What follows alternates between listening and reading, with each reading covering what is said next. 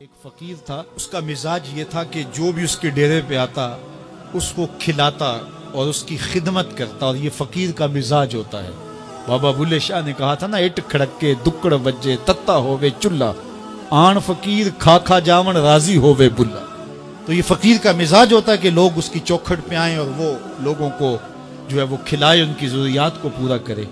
تو وہ درویش تھے اور جو بھی ان کے پاس آتا اس کی خدمت کرتے۔ ان کے پاس کبھی رقم نہ ہوتی تو ادھار لے کے لوگوں کی خدمت کرتے، حتیٰ کہ جب ان کا آخری وقت قریب آیا اور حالات ایسے ہو گئے کہ لوگوں کو لگا کہ بابا جی اب رخصت ہونا چاہ رہے ہیں، تو سارے قرض خواہ اکٹھے ہو کے بابا جی کے پاس آ گئے کہ جناب ہمارا قرضہ ادا کیجیے۔ ایک جمگٹا بن گیا، اور بابا جی کو یہ فکر تھی کہ یہ میرے مہمان ہیں اور میں ان کی خدمت کرنے کے قابل نہیں ہوں، میرے پاس کچھ ہے نہیں۔ اتنے میں ایک چھوٹا سا بچہ تھا، وہ گلی میں پتیسا بیچ رہا تھا۔ آواز لگائی تو بابا جی نے اشارہ کیا، کہا میرے ان مہمانوں کو کھلا دو۔ اس نے اللہ کا شکر ادا کیا کہ میں سارا دن گلیوں میں گھوم کے جو بیچنا تھا ایک جگہ ہی مجھے گاہک مل گیا۔ اس نے مہمانوں کو سارا کھلا دیا اور بابا جی سے کہا کہ پیسے۔ تو بابا جی کہنے لگے بیٹا بیٹھ جاؤ۔ بیٹا بیٹھ گیا۔ تھوڑی دیر کے بعد اس نے پھر کہا کہ بابا جی پیسے۔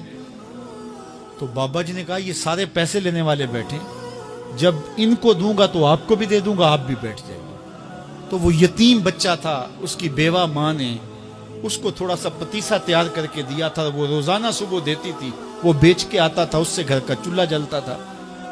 تو اس نے جب دوسری مرتبہ کہا کہ بابا جی پیسے، تو بابا جی نے کہا بیٹھ جاؤ، جب ان کو ملیں گے بیٹے آپ کو بھی دے دیں گے۔ تو اس بچے نے رونا شروع کر دیا کہ میرے گھر کا تو چولہا انہی سے جلتا ہے اور میری ماں میرا انتظار کر رہی ہوگی۔ اللہ اکبر، بچے نے رونا شروع کر دیا۔ اللہ کی رحمت کو جوش آ گیا۔ کوئی شخص بابا جی کے لیے نذرانہ لے کے آ گیا، وہ تھیلیاں پیش کی، بابا جی نے بچے کو دیا، جتنے بھی قرض خواہ تھے سب کو دیا اور شکریہ ادا کیا، کہا جاؤ۔ وہ سارے قرض خواہ بولے ہم صبح کے بیٹھے ہوئے تھے، یہ نذرانے والا پہلے کیوں نہیں آیا؟ کہا پہلے تم میں کوئی رونے والا نہیں تھا، ایک رونے والا آیا، سب کا کام بن گیا۔ کسی ایک کے آنسو، اجتماعی دعا کا، اجتماعی توبہ کا یہی فائدہ ہوتا ہے کہ کسی ایک کا کام بن جائے۔